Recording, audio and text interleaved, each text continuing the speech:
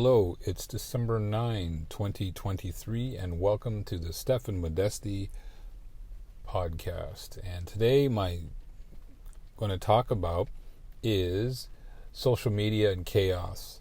I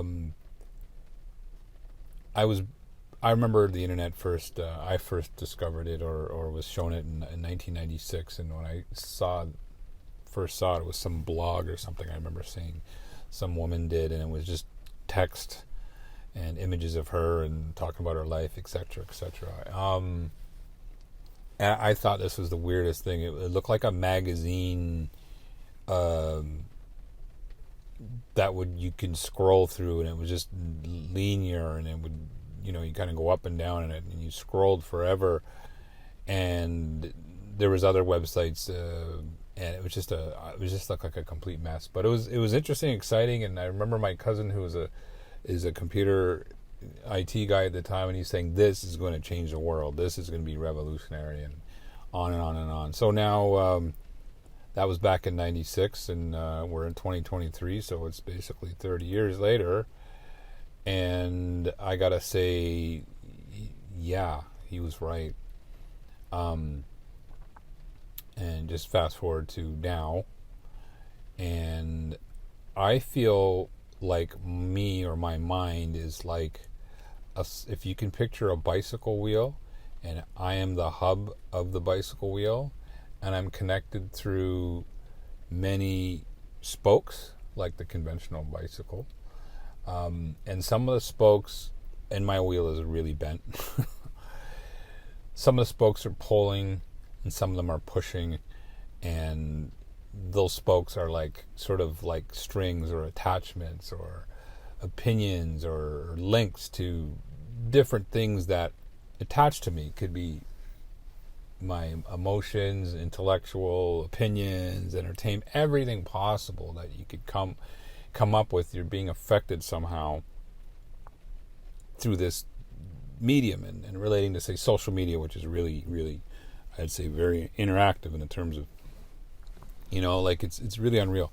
But what I'm getting at is the chaos of it, and the way I feel sometimes. It's just so confusing, and it must be confusing for the kids growing up with this, or maybe they're just going to be desensitized by all the different, like what I'm saying is, what I find confusing about it is I spent some time in media, and I remember one of the biggest departments was a research department, and these people were educated and trained and had knowledge of the industry they were in. So when an article got written or put out, published, whether it was on a TV show or in print or internet, it was well researched, and yes, it was regulated by in Canada, CRTC, which is a regulation of media and television and communications. Everything's regulated, so they had to go by guidance based on what those requirements are. So yeah, it is a bit stiff, it's a bit tight, but what they were saying was, generally, yes, it could be agenda, it could be steered towards, it could be opinionated somewhat, but generally, this was a science company, so it was a little bit more related to science specifically. So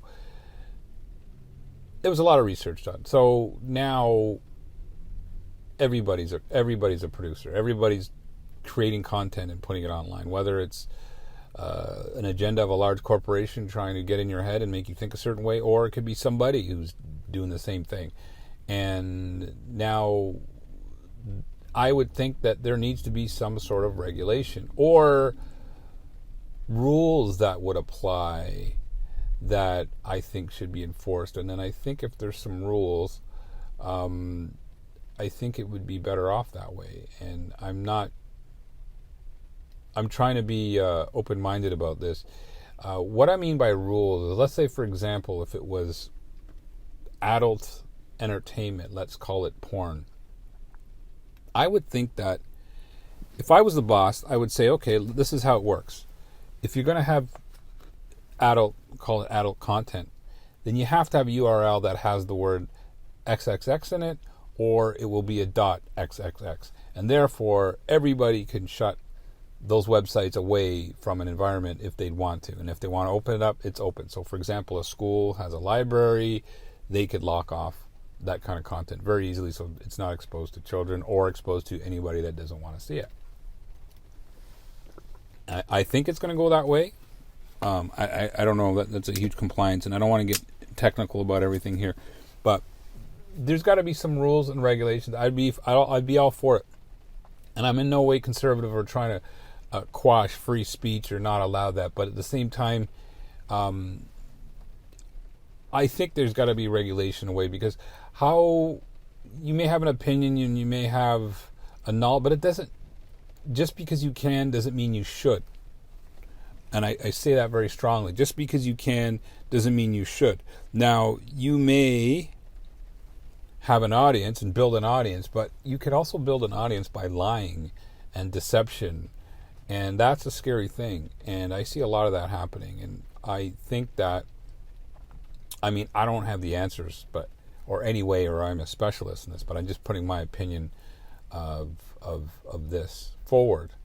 I have worked on the internet, in the industry of the internet, if you want to call it, for pretty well 15 years of my life. So I did spend a lot of time putting content online. Now, these are for corporations and it is regulated, as I was saying, but I know how it works in the sense of publishing and, digital stuff. But, I mean, I think back when I was a kid, we had, the teachers would bring in videotapes or even would put on TV shows that were, on a schedule, or, conventional TV. And we'd watch stuff that was, children's television, specially selected programming. And I knew, and I remember as a kid too, with the television, we didn't have cable at the time. We had just a regular, I think it was 20 channels on the antenna, or 15 channels on the antenna at first. Eventually we did have cable, but at first we had 15 channels TV. And I can guarantee you that at 5 o'clock in the afternoon, there's nothing, there may be some weird stuff, but there was nothing inappropriate on that television at that time. So therefore, I could be left alone with the television as a child, 7, 8, 9 years old. And my mother didn't have to worry about, being exposed to something that would be, really what children can be exposed to instantly online now, which is a scary thing. That's kind of where I'm talking about. I'm not saying everything has to be regulated and governed, but there definitely needs to be some kind of rules where if you want to go a certain way, then there should be a portal for that. And of course, it's going to be monitored and watched and observed, because that's just the way it is. You can say that's for marketing, but it's also for, information. And I'm sure we're being watched. I'm really sure we're being watched, or certain people are being watched specifically. But my point is, there needs to be some kind of compliance, and I'm hoping it's going that way. I don't know if it is or not, but there needs to be, because not everybody should be broadcasting. There's just not everybody's deservable of that,